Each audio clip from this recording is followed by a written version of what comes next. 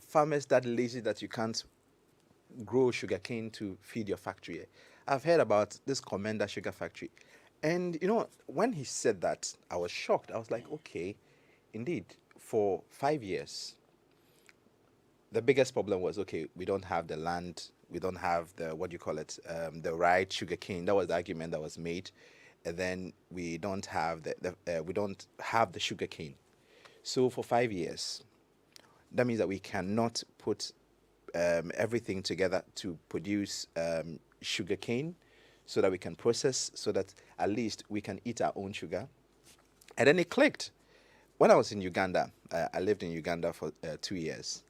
They have Kakira sugar, they have Lugazi sugar, they had so many sugar factories. So then I was thinking, indeed, are Ghanaian farmers that lazy that they cannot plant sugarcane? So I decided, okay, I was going to Google more about it. Then I heard the Trade Minister speaking in Parliament 3 weeks ago. And then he said, oh, well, we are still looking at an agreement. And I remember that in 2020, Park Agrotech was chosen to, process, to take over the Komenda Sugar Factory. I was like, oh, I thought the Komenda Sugar Factory was working. So I listened to him and he said, oh, well, by August, we will finalize the agreement. And then when we finalize the agreement, by the end of the year. So I wanted to go to the Commenda Sugar Factory to find out the state, and I was very shocked, extremely shocked. I saw many sugarcane plantations lying fallow, and you could see some of the sugar canes had matured, and then they were just on the farms, and the farmers were really upset because they have a lot, they have planted a lot, but when they plant and then they harvest and they want to sell, and they get to the Akpetish distillers, a whole tractor, they buy it for 500 Ghana cedis, and then they're upset. 500 Ghana 500 Ghana cedis. You know what, Jojo? Let's listen to what you've put together. We'll come back and have the discussion, because, folks, I want you to hear it for yourself, the state of the Commenda Sugar Factory. It may sound basic, but Ghana had a dream to start producing sugar locally. Hence the rebirth of the Commenda Sugar Factory. The old factory, built in 1964, became defunct about 30 years ago. A loan of $36.5 million was invested into the factory. Resuming operations at the factory was a perfect opportunity to do things right this time around and cut down on Ghana's importation of sugar. So as I speak, every single cube of sugar, every single grain of sugar that we eat here in Ghana is imported from outside. Commenda is going to change that. It is my honor and my pleasure to declare the Commenda Sugar Factory duly inaugurated. Excitement created the commissioning of the sugar factory in 2016. The inauguration of the Commenda Sugar Factory will provide jobs. It is estimated that in full production, this project will provide direct and indirect jobs to an estimated 7,300 people. Unfortunately, the facility shut down in July 2016 because of inadequate sugarcane.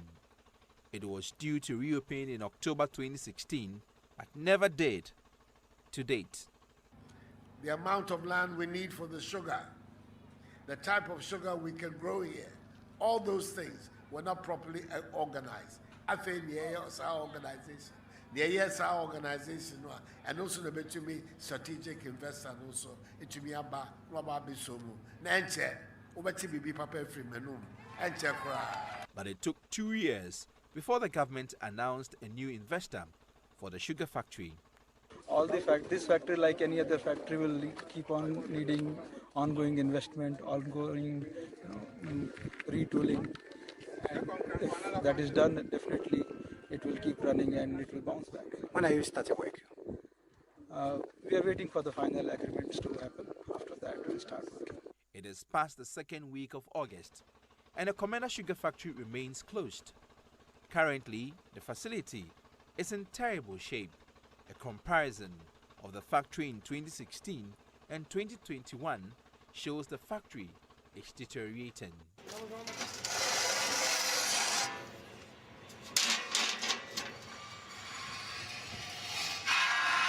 The plates and rakes that would carry the sugarcane for crushing have rusted.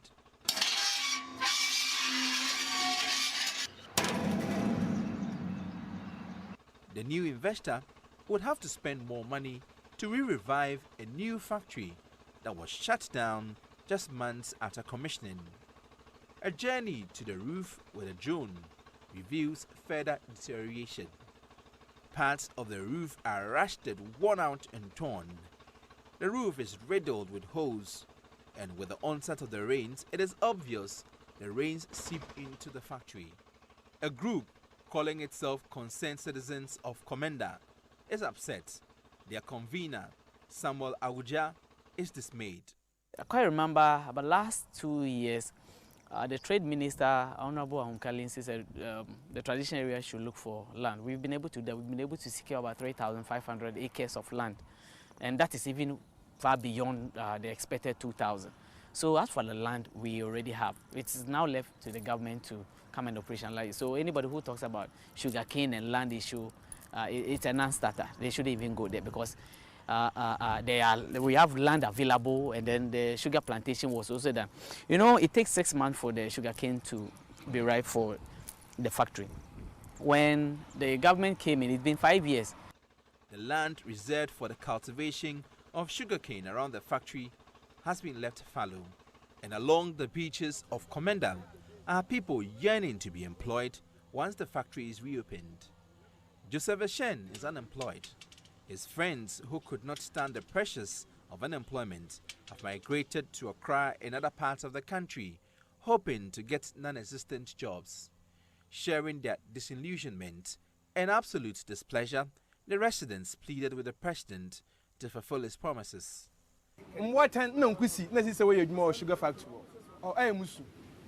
Snakes and rats have now taken over the factory. Sometimes I cry. I cry because government went for a loan to build this factory. It is not functioning, and this new government has chosen to abandon it. This government has disappointed us. He promised that he will fix the factory, but he has not delivered that promise.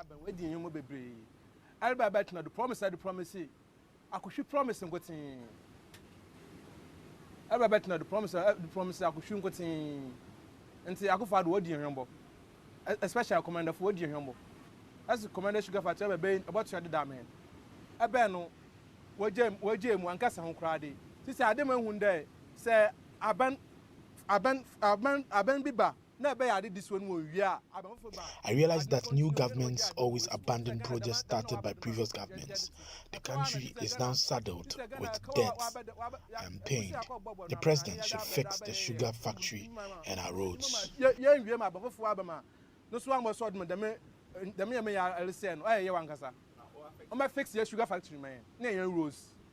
Now we are doubting them so much, and we don't believe them.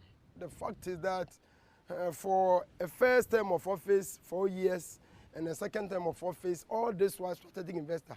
It has been given to strategic investor. At least, of course, we are young guys here, and such promises have been coming and gone, and we are not seeing anything. So for now, we don't trust them. Sugarcane farmers are also disappointed. The secretary of the Sugarcane Farmers Association, Aze Kwaku, says his members are now frustrated because they have to give all the harvested sugarcane to Akpatashi distillers at heavily discounted prices. This is because the supply of sugarcane is more than the current demand.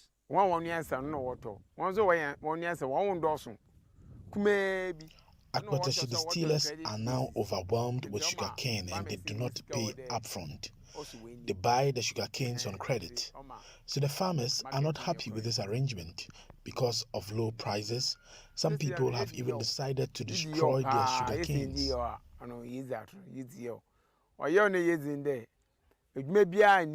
We are pained. There is no job in Commenda, and this factory would have improved the fortunes of the people. They have more raw materials than ever anticipated, so they do not pay the farmers on time. Revival of the Commenda sugar factory would not affect them in any way. This is because they can always get the molasses from the factory to distill akpetashi.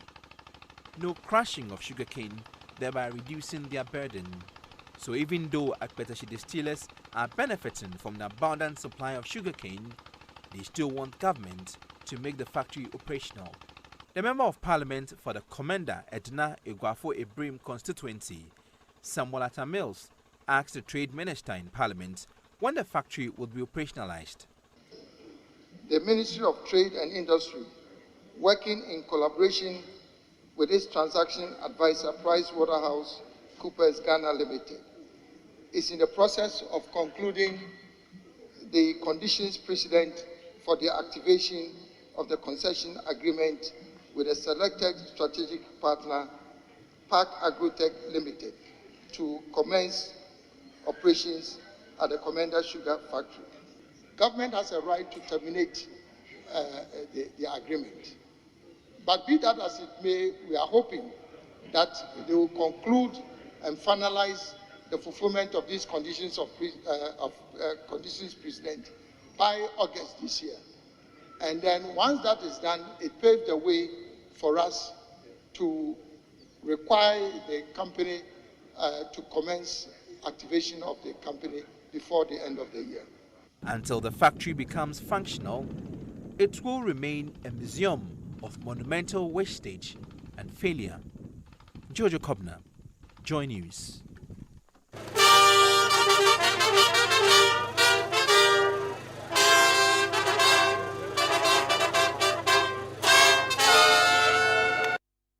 It's the most action-packed breakfast show in town. The hottest music, the best giveaways, the great interviews, and all the laughter and fun you can imagine. Don't miss the Super Morning Show on Joy 99.7 FM. It's the best breakfast show in town. It's the most action-packed breakfast show in town. The hottest music, the best giveaways, the great interviews, and all the laughter and fun you can imagine. Don't miss the Super Morning Show on Joy 99.7 FM. It's the best breakfast show in town. Come back and thank you very much for staying with us here on the Super Morning Show on Joy 99.7 FM. Let me say a special good morning to our friends in the Volta region who are listening to us, on affiliates in the Volta region. Jubilee Radio in Keta. Wezo, welcome. Welcome to the show. So we'll take that one. And Volta Premier in Ho, that's the first private radio station in the Volta region. That's Volta Premier in Ho. Lonlon New FM at Hohoe. I was in their studios when I went for ballot box in 2020. Kekeli FM in Ho. Fafa Radio at Joje. And Clenham Radio at Bato. And Victory FM at Aplau, Swiss FM and Amenuveve FM, as well as Sand City FM. In the northern region, it's Bishara Radio in Tamale, Radio Justice also at Tamale, and Might FM also in Tamale. And in the Savannah region, Pad FM at Damongo and Inkigli FM.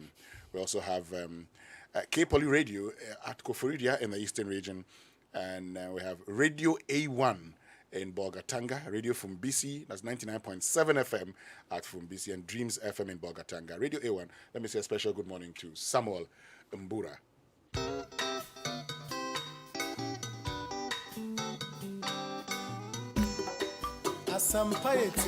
Coffee in your cup and joy on the set. The Super Morning Show is always the best bet on Joy 99.7 FM.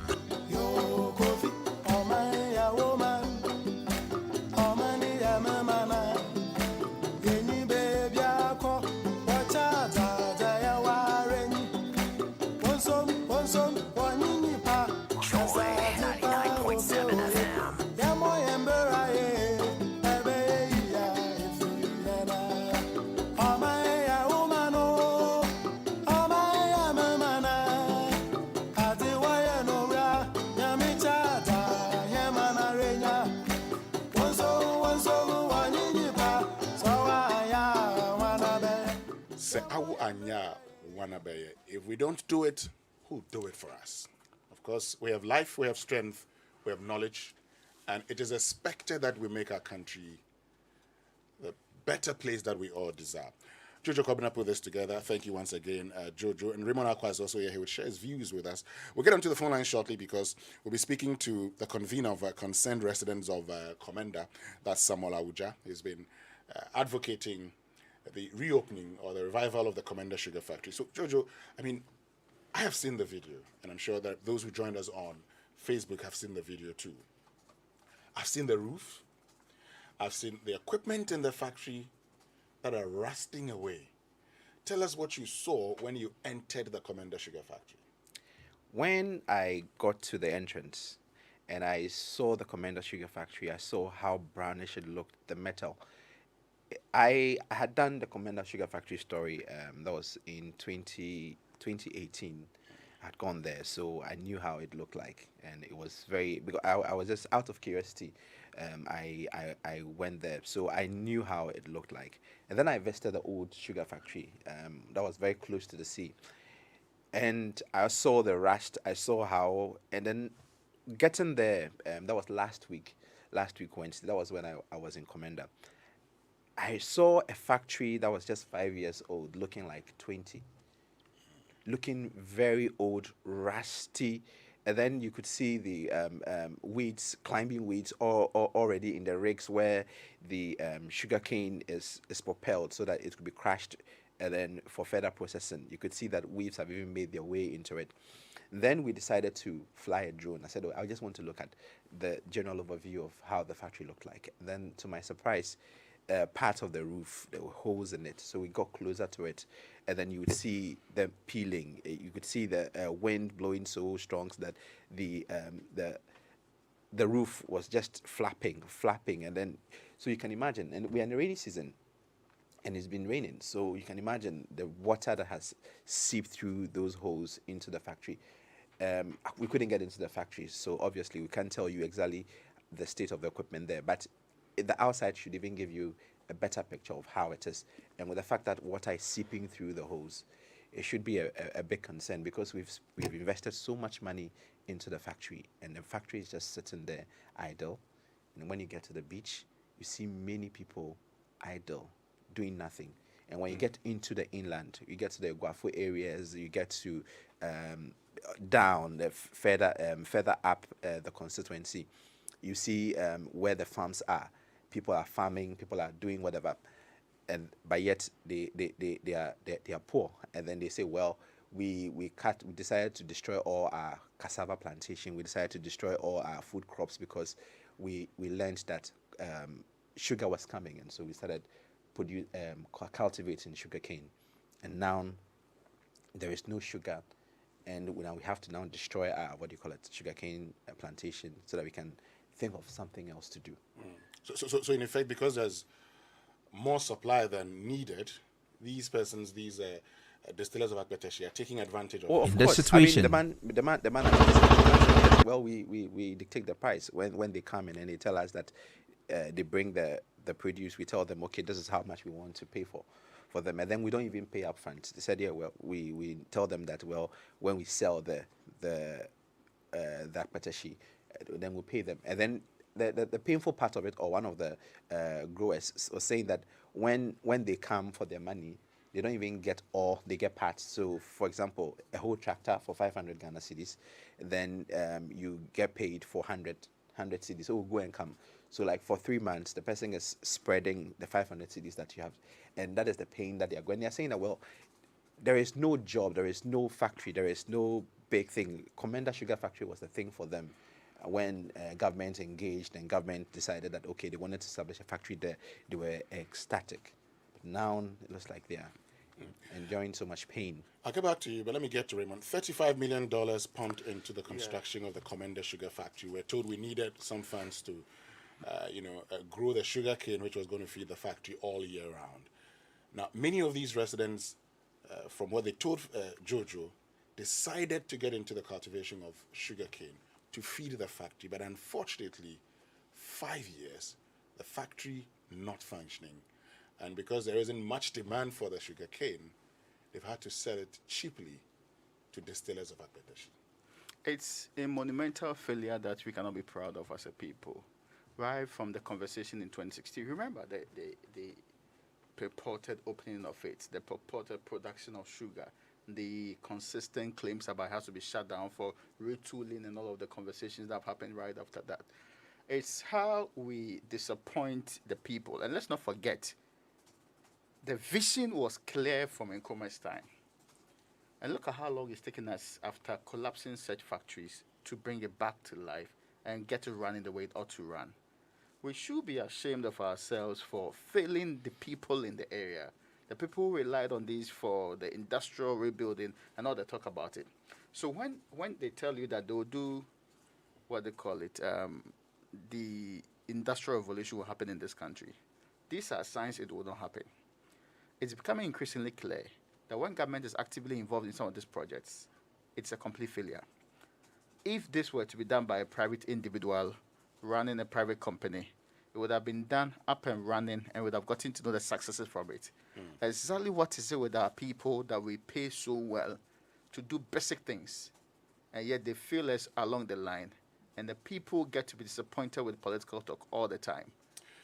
I'll get back to you, Raymond and Jojo, but let's get onto the phone lines now, because we've been joined by the convener of concerned residents of Commenda, Samuel Awuja, who's joined us. Samuel, good morning. Thank you very much for joining us. Good morning. Good morning. Yes, Samuel, if you could reposition yourself. I think there's we're losing you along the line, so we can hear you clearly. Now, I think it's better now. It's been 5 years since the commissioning of the Commenda sugar factory. 5 years not functioning. How has that impacted the local economy of Commenda?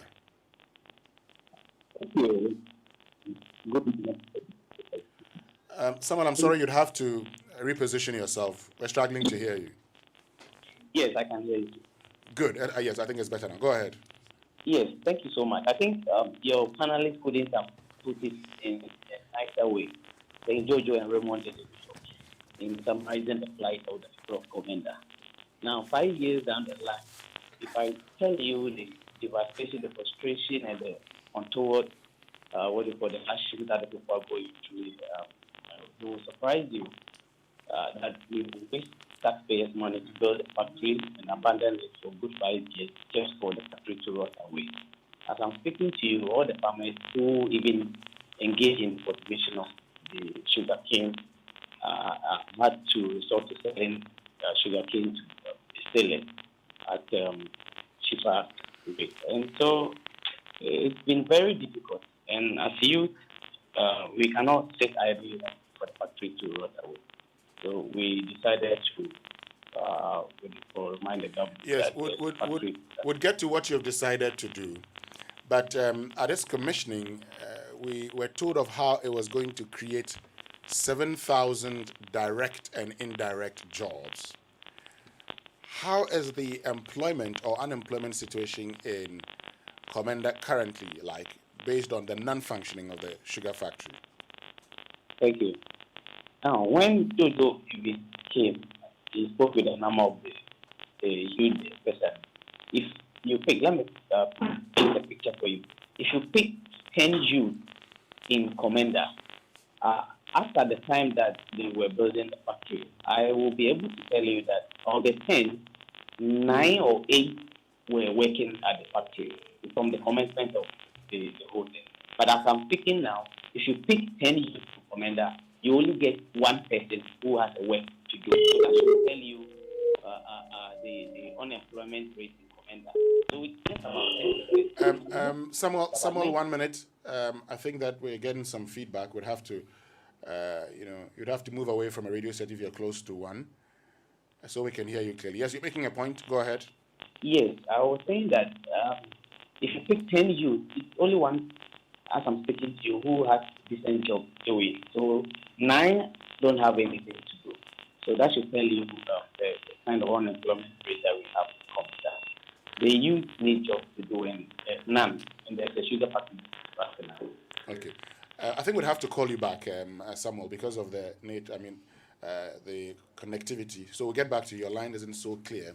We'll get back to Samuel Awuja, who's the convener of concerned Commenda residents. And he was making the point that at the time the factory was being constructed, a lot of them were working in the factory. Yeah. Now, You just about one. I mean, at the time you had about 9 out of 10 working there.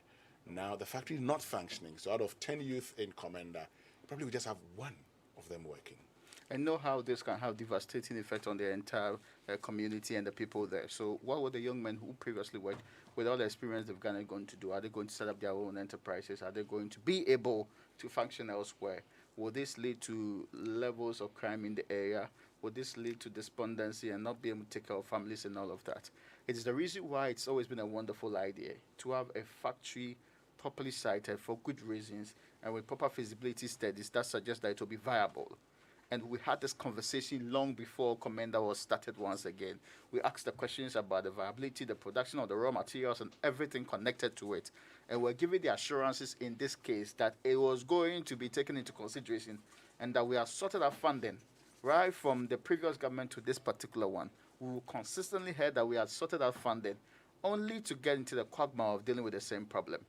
In fact, ask yourself, how on earth would any grouping be able to sink 35 million into a project and yet a few years down the line cannot boldly account for how this 35 million has been misused in one way or the other?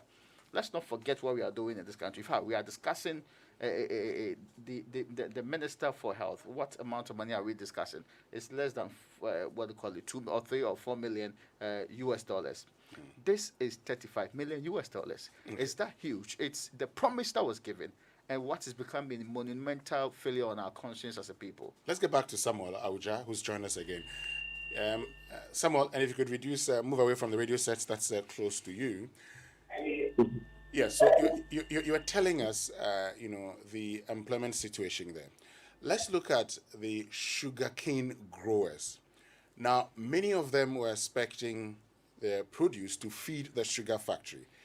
In the absence of the sugar factory, how's that impacting them? Yes, Master. Most of them were cultivating cassava, so they were forced to into sugarcane farming. And so when the government later promised to buy the produce and failed, they were forced to sell it to the sellers at a cheaper rate. So you can see that a ton of sugarcane that should have been sold for, let's say, 500 cedis now sells at a meager 20 cedis to the distiller. So it has impacted heavily financially on the farmers. And that has even increased the poverty rate in the area. Now, people are being forced to go back to the plantation of cassava and other food. So as I'm speaking to you, a lot of the farmers who even took loans from the banks to plant sugarcane are now finding themselves in debt. So they have to resort to other means to pay those debts. So it's very serious here. So I see you have engaged in a lot of actions. You've been meeting your opinion leaders in your community, trying to get government to get the factory working again. So far, the trade minister has said by end of August, all things being equal, the transaction, the condition precedents will be concluded for the concession agreement to start. As people of Commenda, does this convince you that life would get to where you expected it to be? No, come on. I think we should be truthful to ourselves for one. We don't believe one word that the minister said. This has happened before. Going back to 2019, when we decided to embark on a series of demonstrations, the same government came out and said that they are now the sugar factory to a strategic investor. Now, unknowingly, they had not entered into any agreement with the strategic investor. Now, 2 years down the line, when we wanted to go on a demonstration again, this time around, the government comes out to say that we are now going to formalize the agreement with the strategic investor. So what prevented them from signing the agreement with the strategic investor? And even more so, if they had not entered into any agreement, why would they even rush in 2019 to tell us that they had already given it to a strategic investor, so he was going to start work? And they later used the COVID as the reason for the non-operationalization of the sugar factory. I remember the trade minister even went to Parliament and said that the strategic investor was stuck in India. We all know that, and that when the restrictions were released, the strategic investor was going to come down. But it took more than 2 years. So if really the strategic investor wanted to come in, even if he was using a tricycle from India to Ghana, he would have been in Ghana by now. We all know that it was just a ploy to water down the pressure that was coming from the youth. So we don't believe one word that the minister said. We know that we are fairly left, I think, 2 weeks. So although we are looking forward to that formalization, the signing of that agreement, but we know that it's just a ploy. They don't have any plan to operationalize the sugar factory. And so in 2 weeks, if what you're looking forward to, the conclusion of the condition precedents for the signing of the concession agreement does not happen, what are you going to do? We've already had series of engagements with the regional minister and then the Nananum in the Commenda traditional area. So as I'm speaking to it, it's not even a matter of the youth, it's a matter of the whole paramount. They gave a roadmap that we should wait till the end of the 2 weeks, and then we will announce the series of actions that will be taken. One, then will be to have a massive demonstration in all Commenda traditional area, which involves about 17 different towns. So the first one will be the demonstration. We've already sent a petition to the government and some to the parliament. We also sent a question to the MP, Honorable Samuel, who later led to parliament for the minister to come and answer. So if they are not able to formalize the agreement by the end of the 2 weeks, we will advise ourselves. But I can tell you the first course of action will be the demonstration. All right, Samuel, thank you very much. In 2 weeks' time, we'll come back to Commenda and find out what's happening there. That's Samuel Abuja, who's convener of the concerned Commenda Residents Association. Yes, so Jojo, you've been there, you've heard from him. Raymond, you're making a point earlier, yes, before we had to go back to Sabor. Yes, I was making the point about why we consistently fail to do what private sector people have done so easily and so nicely without any qualms, without any difficulty. We all know how to get up a factory and make it running. There are several factories running in our industrial enclave with the support or without the support of government in various ways. How is it that when government is involved one way or the other, it either ends up being a completely failed project or we ended up with so much corruption? $35 million is a massive investment. Whichever source we get this amount of money, we should be able to account for it so that at least the hope that we will revive an industrial, and let's be clear, it is when we have industries and manufacturing sources that we get proper jobs to our people. When they get proper jobs, they're able to feed their families, and their well-being and their life and living standards get better. It's as simple as that. Why we consistently get ourselves marred in this controversy for no reason, we will build it, we will get investors, we will deal with it, and over the year.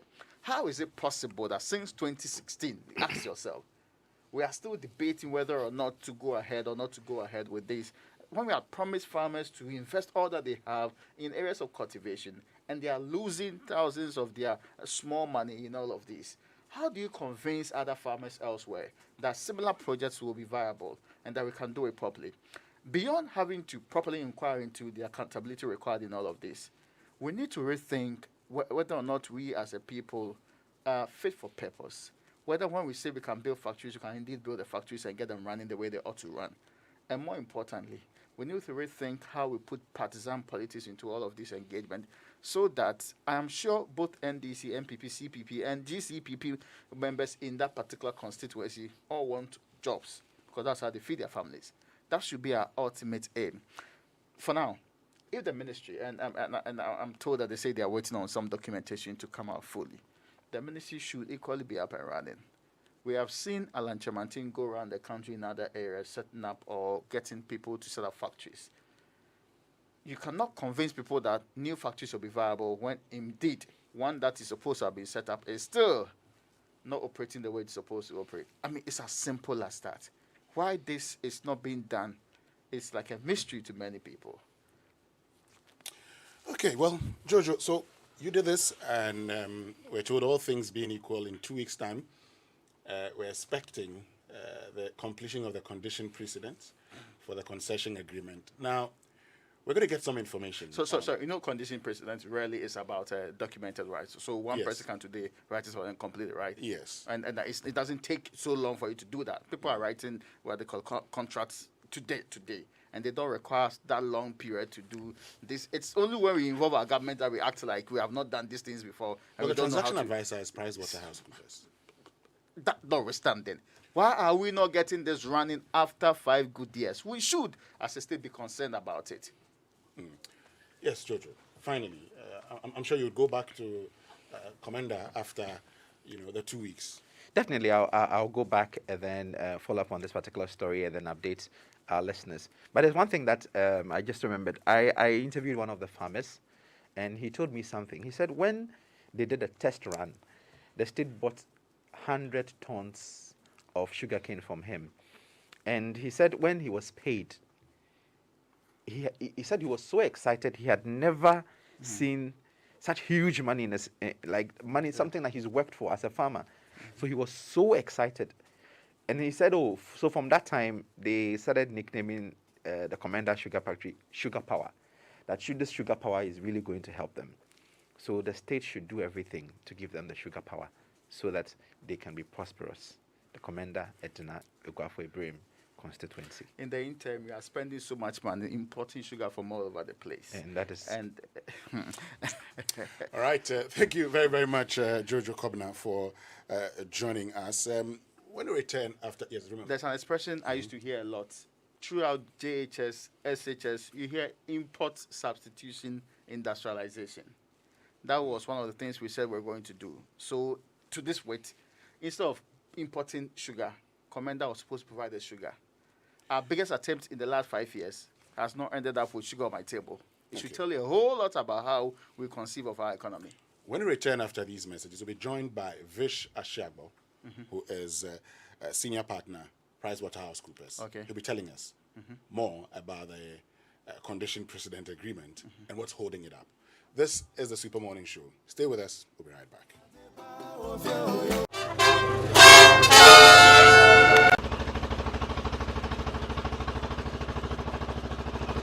This is the factory that is supposed to be producing sugar for the country, but it has been idle for 5 years. The roof is rusty and worn out. Before we get into the details of the current state of the factory, let's trace how Ghana found itself in this situation. It may sound basic, but Ghana had a dream to start producing sugar locally. Hence the rebirth of the Commenda sugar factory. The old factory, built in 1964, became defunct about 30 years ago. A loan of $36.5 million was invested into the factory. Resuming operations at the factory was a perfect opportunity to do things right this time around and cut down on Ghana's importation of sugar. So as I speak, every single cube of sugar, every single grain of sugar that we eat here in Ghana is imported from outside. Commenda is going to change that. It is my honor and my pleasure to declare the Commenda Sugar Factory duly inaugurated. Excitement created the commissioning of the sugar factory in 2016. The inauguration of the Commenda Sugar Factory will provide jobs. It is estimated that in full production, this project will provide direct and indirect jobs to an estimated 7,300 people. Unfortunately, the facility shut down in July 2016 because of inadequate sugarcane. It was due to reopen in October 2016, but never did to date.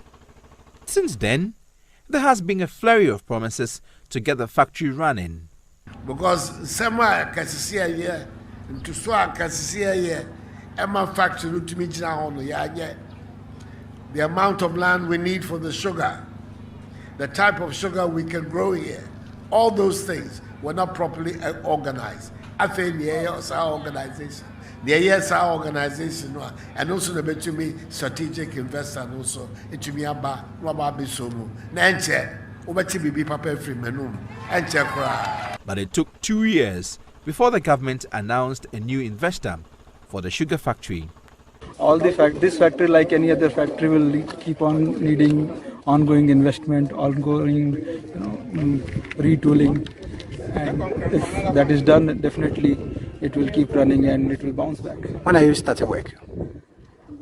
We are waiting for the final agreements to happen. After that, we'll start working. It is past the second week of August, and the Commenda sugar factory remains closed. Currently, the facility is in terrible shape. A comparison of the factory in 2016 and 2021 shows the factory is deteriorating. There sits the Komenda sugar factory in its rusted glory. It has been abandoned for so many years. It is not producing sugar. And there are so many youth in the community needing jobs, and they have none. The plates and rakes that would carry the sugarcane for crushing have rusted. The new investor would have to spend more money to revive a new factory that was shut down just months after commissioning. A journey to the roof with a drone reveals further deterioration. Parts of the roof are rusted, worn out and torn. The roof is riddled with holes, and with the onset of the rains, it is obvious the rains seep into the factory.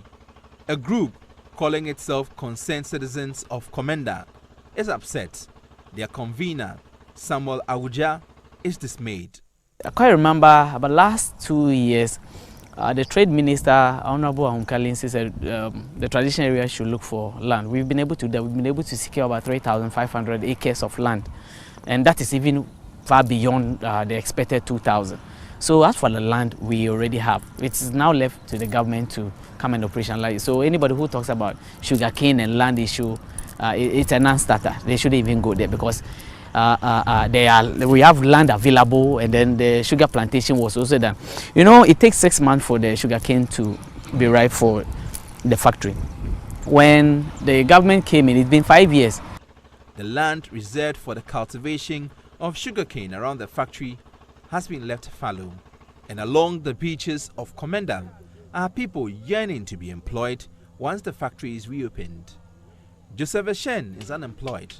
His friends, who could not stand the pressures of unemployment, have migrated to Accra and other parts of the country, hoping to get non-existent jobs. Sharing their disillusionment and absolute displeasure, the residents pleaded with the president to fulfill his promises. What time no kwisi na sise we yedwuma sugar factory or musu prade taxpayers money and aben akwa hwebuse we baby no da ba be dem adis wo won wie na aben fofo abada no so watch na adwuma them successfully. If we are, why aren't we doing that then? But we've been joined by Vish Ashabo, who's a senior partner, PricewaterhouseCoopers, and are the other transaction advisors. When the Minister of Trade and Industry went to Parliament, he talked about the condition precedent agreement that was being done, and they were looking for it being completed by end of August, and from there, all things being equal, we're going to be signing the concession agreement. But the question is, what's the delay? Where have we reached when it comes to the condition precedent agreement? Vish, good morning. Thank you very much for joining us. Wilson, good morning. I hope you can hear me. Yes, we can hear you clearly. So thank you. Great. So tell us, what's holding it up? What's happening? Where have you reached with a condition precedent agreement? Okay, Winston, thank you. So I think when the minister went to Parliament at the end of July, he made reference to the fact that there were some conditions precedent that we needed to work through in order for the effectiveness of the contract. I listened to one of your previous contributors saying that conditions precedents are basically, he didn't use that word, but my understanding from what he said was they were administrative in nature. That is largely correct. However, in this case, the most significant issue that we are working to deal with is a request from the strategic investor for certain tax incentives. And again, I think Minister put this in the public domain back I think it was February when he was going through his vetting. So the issue is that, and part of the conversation you've had this morning spoke about the raw material supply for the factory, which is a bit of a challenge. So the issue is that in the early stages of this operation, there will be insufficient raw material locally. So there has to be some provision made for importation of raw sugar, which can then be processed into finished product at the factory. And the what we're working through now is the tax incentives package that will go with the importation of that raw sugar, but also plant and machinery and other input that will allow the factory to operate effectively. So, in summary, that is the main issue we're working through so that we can try and reach agreement with the investor and things can take off from there. Now, I mean, you made reference to what Raymond talked about, largely true. It means this is something that can be concluded in no time. So what I really want to understand is what is holding it up? Why aren't we concluding it for the project to commence? So as I said, when I said largely true, what I mean is that there are a number of seats or conditions present. Hello, Vish. Okay, so I think we've lost Vish Ashiagbo on the line as a senior partner for PricewaterhouseCoopers Ghana, and they are transaction advisors. So we're finding out a few things from him concerning, the condition precedents for the concession agreement. We'll get to him shortly, but while we wait to get him back on the line, the theatres are open and the stage is ready, COVID protocols intact, and all set for first of its kind, finest and funniest open-air theatre, Something Muscular Man, played by Latif Abubakar. Now, join this entertaining comic experience on the 2nd, 3rd, and 4th of September at the Plush Labadi Beach Hotel by dialing *447*1092# for tickets, and rate is only 80 Ghana cedis. Tickets are also available at Joy FM, Koala, Airport Shell, and Bachona Total, or call 0571900900. Something Muscular Man is brought to you by Labadi Beach Hotel, Graphic News App, and TCL Ghana, powered by Joy Entertainment and Globe Productions. So join the APSA Business Connect series this Friday on the APSA Ghana Facebook page, that's at APSA Ghana, to gain more insights from industry experts to help keep your business thriving and alive. Nana Esufo Tamaklo, Marketing and Corporate Relations Director, APSA Bank Ghana, and Stephen Bwedi, Marketing and Communications Consultant, will be discussing the topic Smart Marketing and Communication in a Post-COVID Era.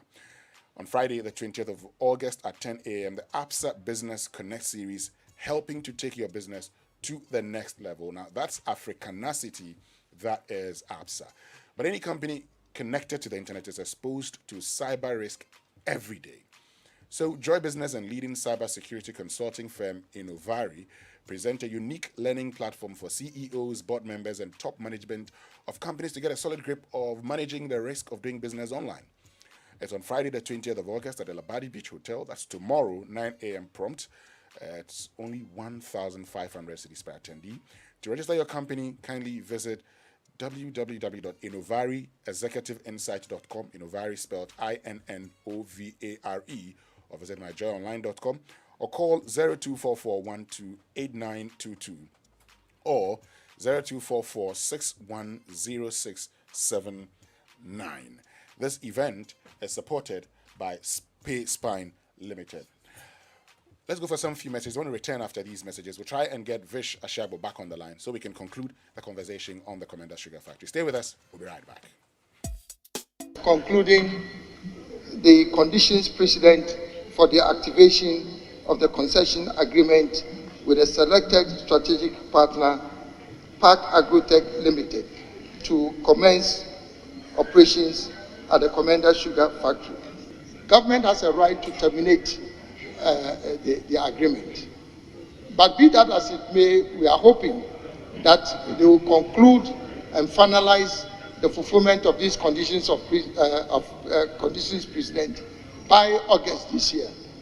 And then once that is done, it paves the way for us to require the company to commence activation of the company before the end of the year. Until the factory becomes functional, it will remain a museum of monumental wastage and failure. Jojo Kobna, Joy News.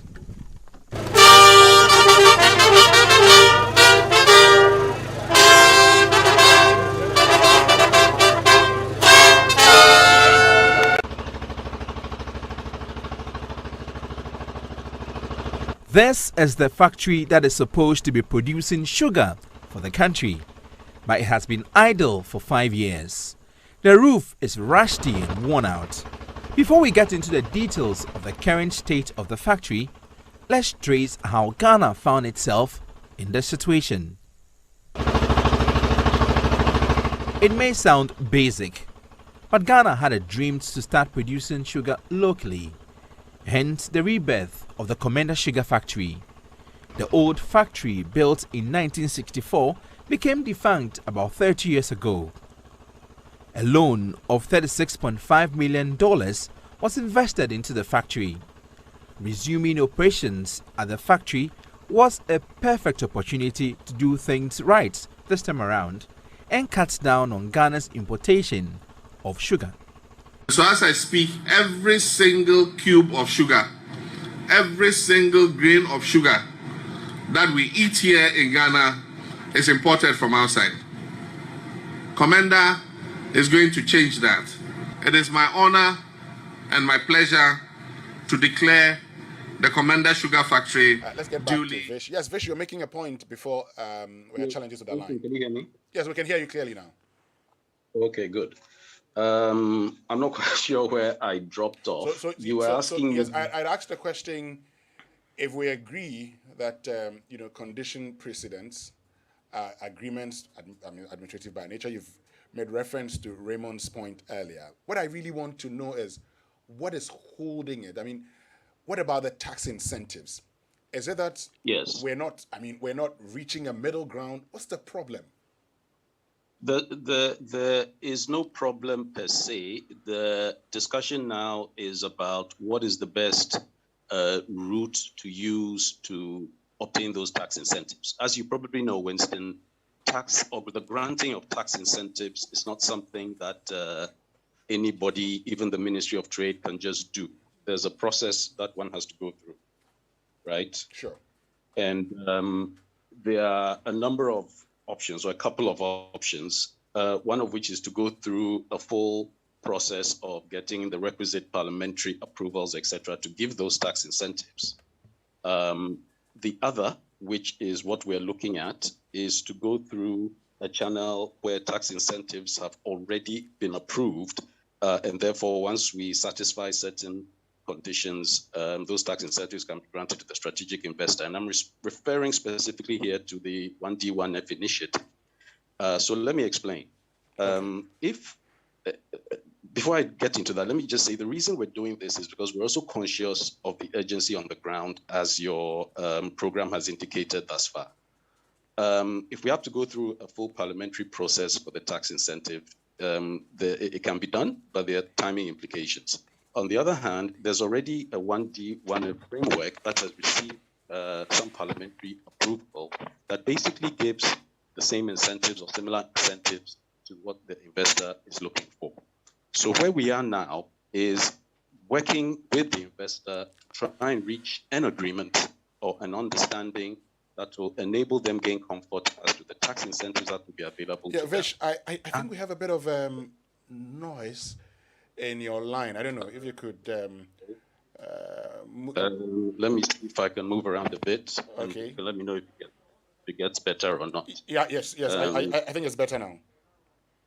Yeah, so I don't know whether you heard what I said, but I was saying that we're trying to balance urgency with getting the requisite incentives that the investor is looking for so that the operation can start in the shortest possible time. I don't know whether you heard everything I said about. Yes, I heard it. So just by way of clarification, you're trying to get everything that an investor would be happy with. Do I get the impression the investor has certain concerns which have not been met yet? No. So as I said, in principle, there's an understanding of what will work. The elements of an agreement are all in place. Everything has been agreed. The issue is what is the structure and what is the mechanism for those tax incentives to accrue to the investor. And that's basically the single largest issue that's outstanding. Vish, I think the connectivity is also giving us a bit of an issue. My producer is going to reach you via phone. I'm sure this time around will be better. so that we can continue the conversation. So please hold on. Sammy will be getting in touch with you so we can continue with the conversation. So that's Vish Ashiagbo, who's a senior partner, PricewaterhouseCoopers, joining us this morning and they are transaction advisors. And he's trying to explain to us, Raymond, what the situation is. So basically what he's saying is that what we have to do to aid the company coming to full work is what we are working on. Yes. That's what he's saying now. Now he's saying that they want tax incentives to import sugar so that they can actually... So raw sugar so that they can actually put it into the form that we can put on the table that we want to have it. Secondly, he said they have agreed on the tax incentives to give these ones. What they are now discussing or dealing with is the route to use for the tax incentive. So first one, are they supposed to, because tax incentives invariably are revenue, right? Yes. So government revenue. So are they supposed to go through parliamentary approval processes and add it to the process that we have in parliamentary approval? Or rely on the existing structure, which is being dealt with on the 1D1F platform? Exactly. So let me get back to Vish. Yes, Vish, you're trying to explain whether you should go through Parliament. Yes, it's better now. Whether you should go through Parliament or whether you should use the 1D1F. Yes, so I don't know how much of that you got. But basically what I was saying is that in principle, there's agreement between government represented by the Ministry of Trade and Industry and the strategic investor. Okay. All the elements of the agreement has been thrashed out. The issue now, or the single largest issue now, is the structure by which the investor will benefit from tax incentives. And that's why I made reference to full parliamentary approval process for tax incentives, because as you know, Parliament is the only body that can actually give tax incentives. Exactly. Or go through an existing framework, 1D1F, which already has embedded within it tax incentives that have been approved by Parliament. Okay. So we know that the investor is applied to be put under 1D1F. Yes. And so would that mean that you're likely to go under the 1D1F?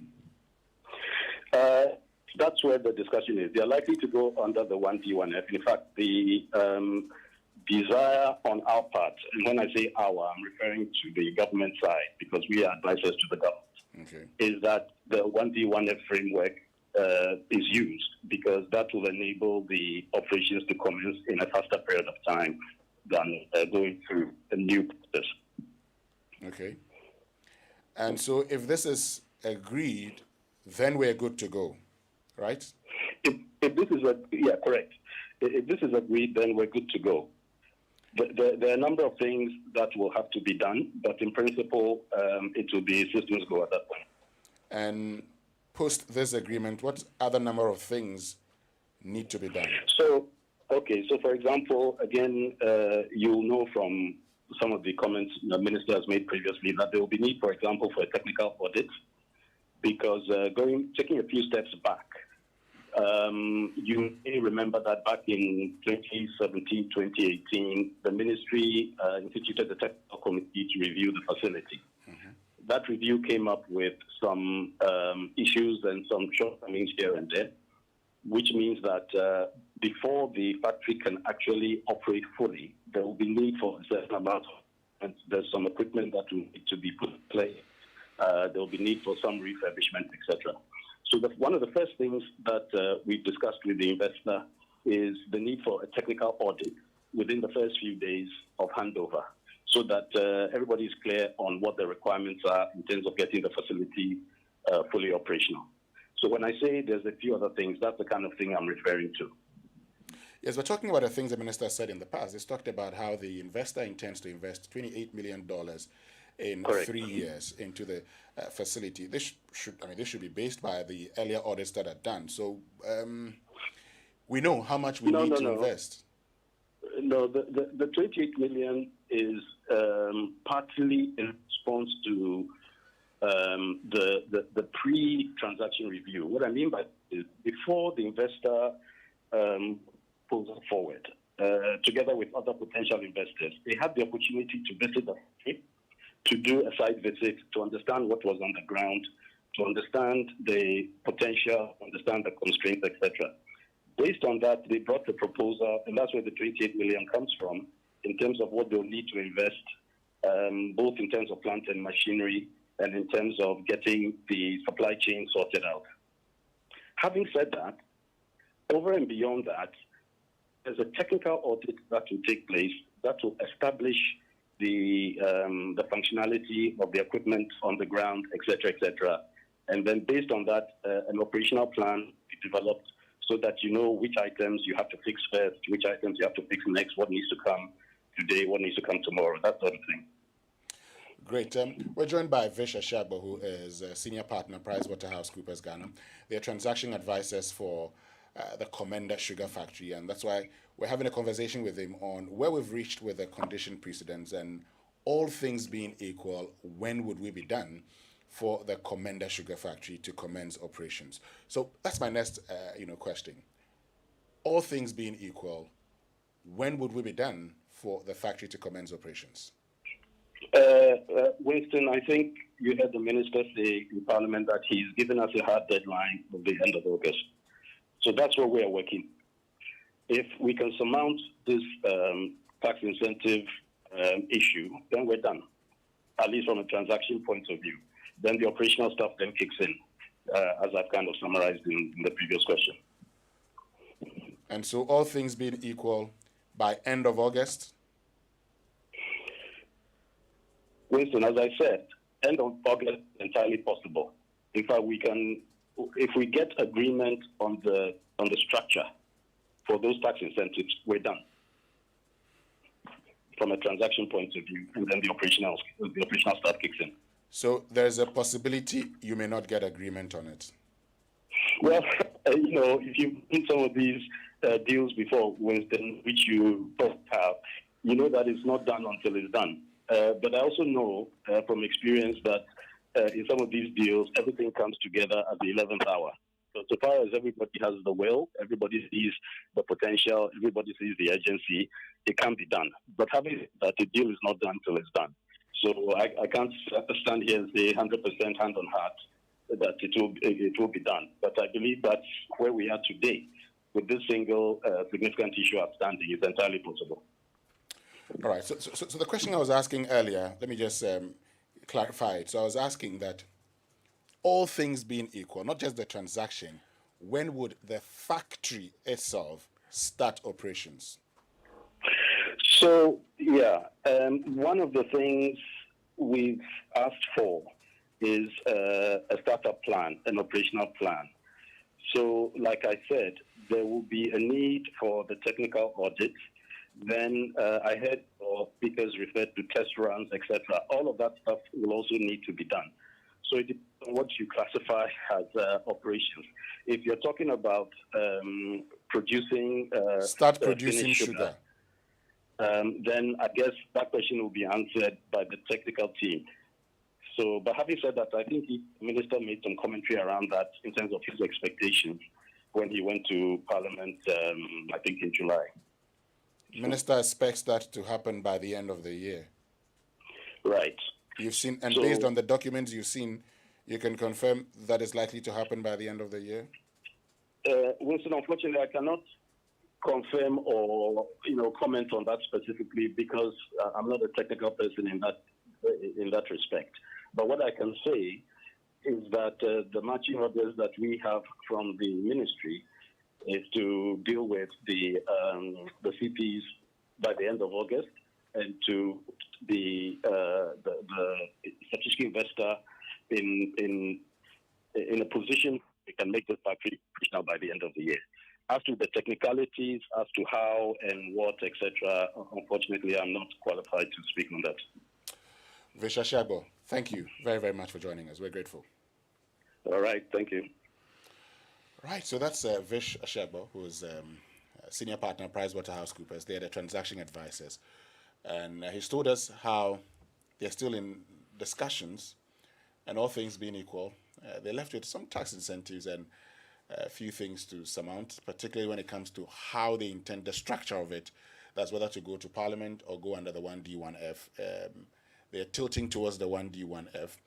Once that is done, a technical audit will be conducted, and we're good to go. The minister had indicated that post the, completion of the condition precedent, by end of the year, the factory should start operations. Raymond. Okay, so let me get this point clarified. It was in June 2020 that the minister told us that the strategic investor has been located and cabinet has approved of that particular strategic investor. We should not forget that the quest to revive this has been long running. And previously we were told that some 35 million was pumped into this particular factory and its operation. Fast forward to this time. Every single day that this factory is not running, there's a lot of despondency growing on the ground there. And that's what the handlers, including those who are speaking on this matter, should take note of. The most important part is to show reality, not just by saying that we have vision of doing it, that we have intent to speed up a process of getting it working and working properly, and working it the way it ought to work so that we can be sure that the people in Commenda will get back to work. That's the most important part. There has been a lot of talk about whether we are going to be able to deliver on the timelines because we have failed to do so in times past. This cannot be repeated, especially when we have a grouping on the ground consistently waiting to get jobs done. And I insist that we continually fail our own people if we put it not, you can't call it impediments, or if we decide to run round and give ourselves excuses of why we cannot do things the way they ought to be done, or do it in a proper and speedy manner to get the results that we need. The most important part here is that there are jobs that ought to be guaranteed the people from this factory. And the history with dealing with this factory right from the 2005-2006 has shown that we have not been interested in doing it when and how we had to do it in a proper manner. I am hoping that even if they are giving all the extensions that they want till the end of the year that we are discussing, there will not be further stories told us about why we couldn't get this factory up and running. And by that, not excuses we get along the line, but up and running so that the people who are working there will get back to work there, so that they can produce the sugar within a time frame that we have of ourselves, and that we get the factory running. But quite frankly, I do not think that, you see, all of these backroom work, it's not something that should really be discussed like some heavy impediments in delivering anything. You see, we should move to the point where some of these things are delivered without having to come discuss some slight nitty-gritties to do with when we are going to get these things done. With respect, when you give us specific timelines, you should stick to them and make sure you deliver within the timelines right from the beginning. These, I call them excuses because they sound like that to the ordinary person, and they are consistently what we hide behind to try and create the impression that we are doing something when we are not doing anything in reality. Great. Thank you very much, Raymond Aqua. And folks, so we're asking a very simple question. As a people, do you think we're capable of setting up industries or factories and running them successfully? Or you think we should be thinking of, having the private sector run many of these? And Ernest from Accra sent this, and Raymond says, on this Commenda sugar factory, government should just go by acquisition of only the assets of the company, including even the land, and not acquisition of the company by acquiring its shares. The assets must be valued and sold to the new company, that's the acquirer. The issue of capitalizing, etc., becomes an issue for the acquirer alone. Okay. That's how DIC handled the acquisition of STC by VANEF years ago. The issue of tax exemptions, debt owed by company, etc., then can be handled as a separate issue. Otherwise, these issues would delay the whole process. Meanwhile, assets are rotting away. As you're hearing, PwC is going for a long route which is not necessary. It will also lead to a huge transaction fees. Well, now there are more of the messages. John says, I simply don't understand why our leaders continue to do this to us. It's like we are interested to see it go away so that we can go back to inject more money again. For some people, to get their cut. And Fix Africa now says, when did we go wrong as a country? Is this the kind of country our forefathers died for? I sometimes feel sad being a Ghanaian. And Don Leon also has some message, but you want to do something. Exactly, yes, sir. So let's activate the phone lines now on 0302 216 541, 0302 216 541, and 055 1111 997. As a people, are we capable of setting up industries or factories and running them successfully? Is that something we can do? Or you think we should be handing over these things to the private sector? give us a call and tell us what your thoughts are. You've heard the story of the Komenda Sugar Factory, which we've been talking about this morning on the Super Morning Show. And Isaac James from Abokobi has joined us. Isaac James, good morning. Good morning, Wistonia. How are you? I am fine, Isaac James. How about you? Thank God. Listen, you see, when it comes to politicians, it is clear that they don't have any positive thoughts about our country. Because, look, you see private people have houses and factories close to the sea. They buy metals that will last, even though it's standing by the sea. Why would you buy things that will corrode, within some few years, and you use it to build factory by the sea with huge sums of money, over $35 million, Ghanaian money?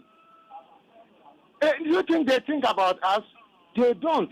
Because if they do, they would have invested in quality materials in building the factory. But they don't. So this government will also go around it and chop money. Wasting our time and money and always telling us stories. Our politicians will not solve the problem of this country. It is up to us, the citizens, to rise up and bring our thoughts together and solve these problems. Because the politicians, the only thing they want to do is to take our money and enjoy it with their families. Thank you very much. Thank you very much, Isaac James. 0302-216-541. 055-1111-997. Those are the numbers. Ishmael from Kumasi, good morning. Yeah, good morning, sir. Please, how are you? I am fine, Ishmael. How about you? Yeah, by grace, I'm great and strong. And I am also popularly known as Political Thinker One. Okay, Ishmael, yes, make your point. I think it is so painful because we, the citizens, we said to ourselves that even if we put dog as a presidential candidate for NPP, they will still vote for that person. If we will put goat, as a presidential candidate for NDC, we will still vote for that person. So we are doing this, and at the close of the day, what are we going to be? Ishmael, I think the evidence from our political landscape, it's obvious that we have changed parties in national elections when it comes to the president. And so you cannot say that when it comes to the president, irrespective of who's standing, once you, a political party, you're going to win. Okay. I think that we've lost you, Ishmael. Sorry about that. Try and get in touch with us again. Peter from Teshi. Good morning, Peter. Yeah, morning. Yes, Peter. How are you? Well, God is taking care of us. How about you? I want to know the name of the Trade Minister. The name of? The Trade Minister. Alan Tremantin. Thank you. You do know something? No, tell me. This will be the clear example for him to take care of all things that somebody has started. Now he's going to stand as a flag bearer. And he's not able to manage this. We are waiting for him to come. What he's coming to tell us, if he was the campaign trail, I don't know. These are the people intellectuals. We those who doesn't go to ISA scrapple, we can just manage something. Look at the way the things are going.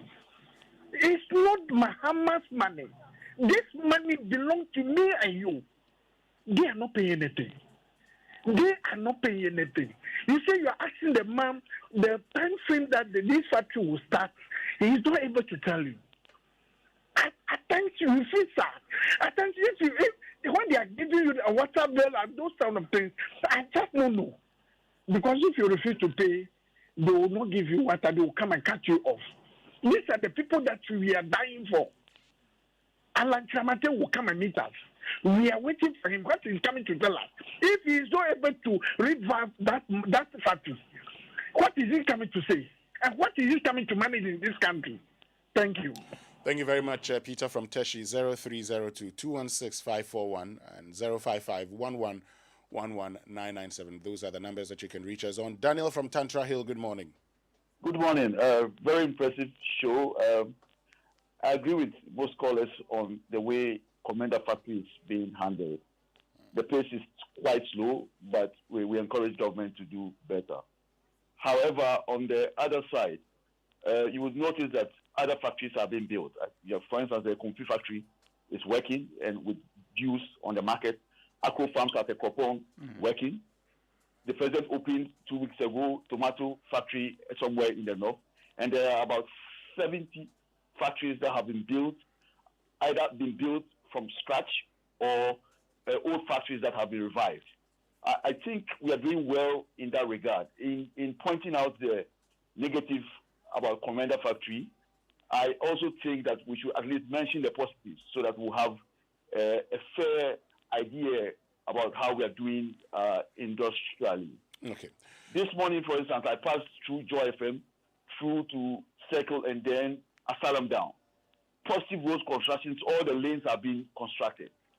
I think we are doing well as a country. So Daniel, today we're talking about factories, and we have asked that question whether we are capable of setting up factories and managing them successfully. So let's just stay with that. Thank you very much, Daniel, for joining us.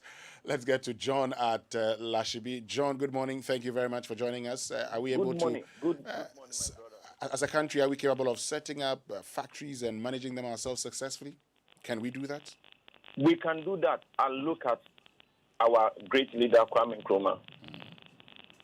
We can do that. Only we are having, excuse my word, Abroni Beye people.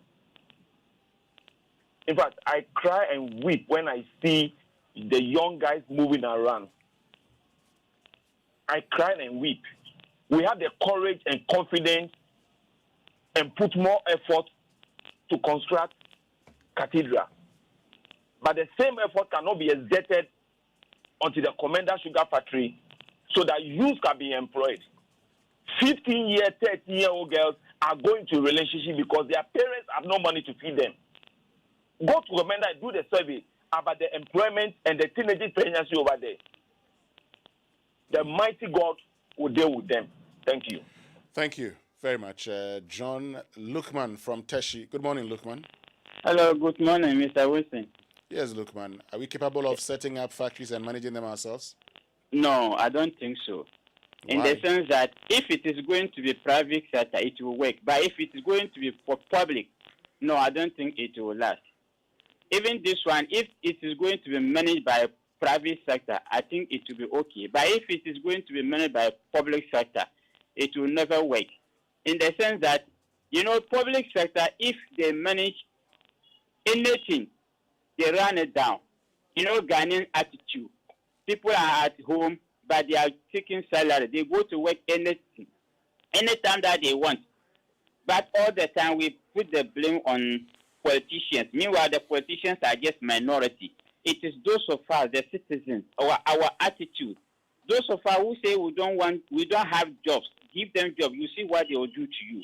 So we have to change our attitude first before anything that follows. Thank you very much. Thank you very much for joining us, Lukman. 0302-216-541, 0302-216-541, and 055-1111-997. We're asking that question. You've seen what's happened to Commenda Sugar Factory, and the question is, as a people, can we just do this on our own? Set up factories and manage them, or we should be thinking of just giving it to the private sector or partnering the private sector to set up these factories. Baba Bisu, good morning. Brother Wilson. Yes. We know today. Good. If you come at this some time ago, I'm say, hey, then you are coming from the same place. We were the first settlers of Efiokuma Estate. Oh, okay. In the late 60s or Yeah. okay. Now let's move on. Sure. Now, you're talking of whether we are capable of setting up factories and operating it. Is it not? Sure. I must be frank with you. It's all about commitment. The way a manner JM's administration was so committed in making sure Commenda Sugar Factory works so that it will reduce the importation of sugar, at the same time suppress the pressure on our cities because of the importation of sugar with dollars and things like that. You get my point? He was so committed to it. And now because of politics, the MPP are in power and they don't want that particular project to work. So that they will say it was NDC that, you understand what I'm saying? That is I'm really listening to you. bad. Listen, it's really, really bad, and it's wickedness on the part of this very administration. How many years on now? Oh, Okay. Thank you, Papa Bisu. Let's get to Mamprobi. Odame, good morning. Yeah, we think. Yes, Good Odame. morning. How are you doing? I'm doing fantastic this morning. Great. Share your thoughts with us. Ghanaians can do it, and we have done it. I can give you many instances and to show that Ghanaians can manage any factory that you give it to them. It is leadership.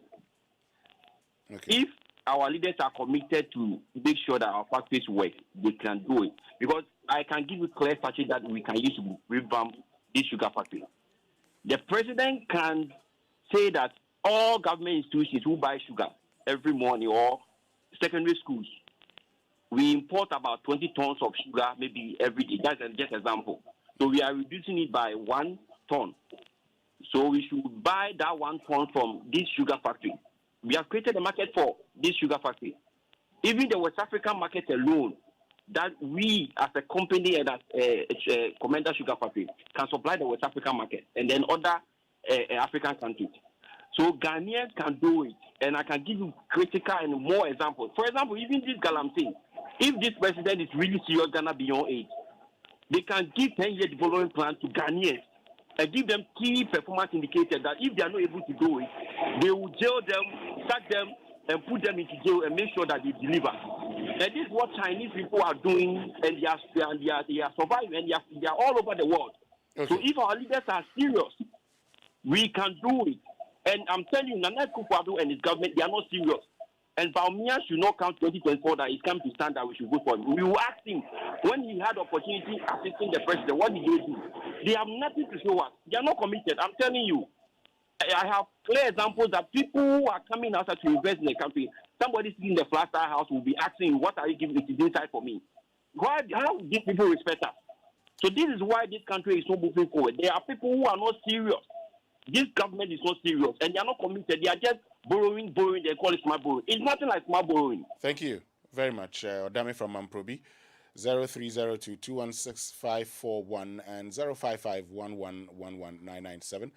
Are we capable of setting up and managing factories on our own, or you think we should be resorting to public-private partnerships, or maybe just allow the private sector with incentives from government to manage, to set up these factories? Jacob from Kaswa, good morning. Industrialization, that's the car. Jacob, let's listen to you. Yes. I think we have the men to do it in Ghana. Government should be out of it to give it to private persons to handle it. PPP is the best. Or best give it to individual private persons to do it and do it well. We don't need to go and give tax incentives to a foreigner to come and do it. We import the sugar and come. We have the sugar 10 years. We have the brains. We just need little support. I am in Ghana here. I have researched in money. I have done the plantation. I have harvested the fruit and producing money here in Ghana with no support, no any government support. Yet, other countries, they go to Polynesia. America goes to Polynesia to go and pick the food and leave America and come and do it and sell to the rest of the world. But I still here in Ghana, I'm certain that I've done the lonely plantation. No government, nobody has helped me, not even alone. I had to produce the lonely. So why can't you produce the sugar cane? It's so simple. We need to support and carry the individuals. Let me tell you, this sugar, Commenda, give it to Kerry Japan, whether he cannot do it alone. Give it that. We are giving it to Japan. Find your own team and do it. Go to Aboso that factory. Look for 2 Ghanaians. Give it to them. The support you need. Apply through government and let's see how it help you. Okay. We can do it. We have the knowledgeable, energetic young guys with brains, but we lack the support of the system. Thank you. Thank you very much, Jacob from Kaso. Busumuru from Damabin, good morning. Yeah, good morning. My brother, how are you? I'm fine. How about you? I'm fine. God bless you so much. Amen. Good morning to anyone and Sammy. My brother, I am telling you that if government says you manage this Commenda sugar factory, you manage it perfectly. You know what is killing us in Ghana? Tell me. It is politics. Do you know if MPP government, if they want to employ people to work, or if they want to manage this Commenda factory and manage it well, the opposition will rise up and say that, we brought the company. Now it is your people that you have employed and they are working. And if you employ the opposition people too, they will go and work anyhow to bring the company down, to give a bad name to the government. And that is the situation we are now. So it's not like the government cannot manage. If a government says you want to manage a company, you manage it well. Why is it that Cocoa Board is working, Boss is working, GMPC is working, government, a lot of government companies are working. And if you go there, if it's also because the directors there have put their feet on the ground, that if you misbehave, you go. Like all those companies have collapsed. So it is not because the government cannot manage. And President Akufo-Addo is on top of the job. Okay. Thank you very much, Busumuru from Domabing. Michael from Kutubabi. Good morning, Michael. Good morning, Winston. How are you? I'm fine, Michael. How about you? By God's grace, so we are still managing. Great. But the question is, I don't know if you can also answer this for me. Go ahead. Are we serious as Ghanaians? Tell me, Michael, are we? I mean, I'm asking you. I don't know about you. To me, I think we are not serious.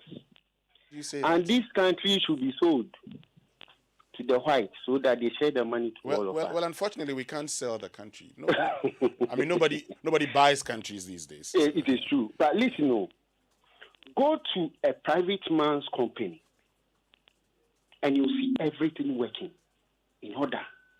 Go to these government institutions. One toner in one machine will be finished. And nobody will say, I will take the responsibility to change the toner or buy new toner into that machine. You go and then your document should be printed. They tell you, there is no toner in our machine. Guess a toner. You see?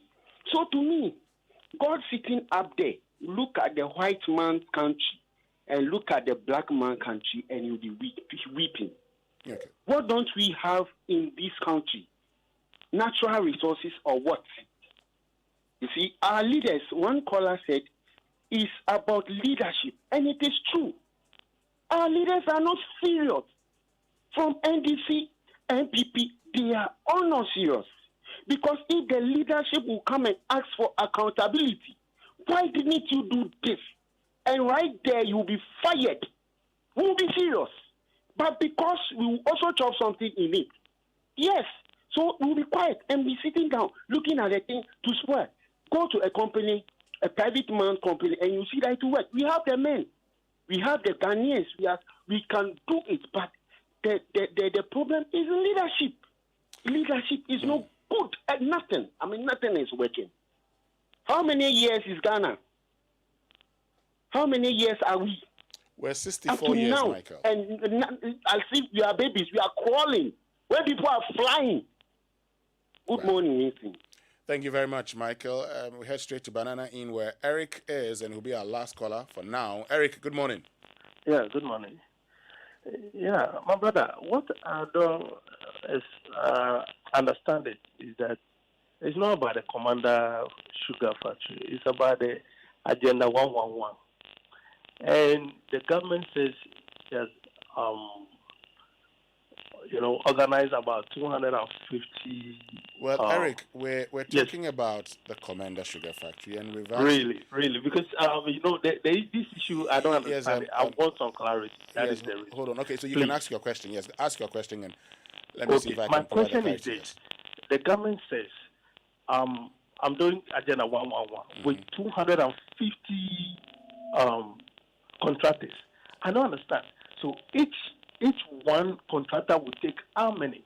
With 250 contractors, with Agenda 111, please, I need clarity. If you can, say something, or whether the government has explained it very well for us to understand. We'll get answers to it for you. Okay. All right. Thank you very much, Eric.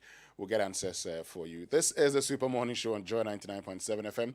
Stay with us. There's more after these messages.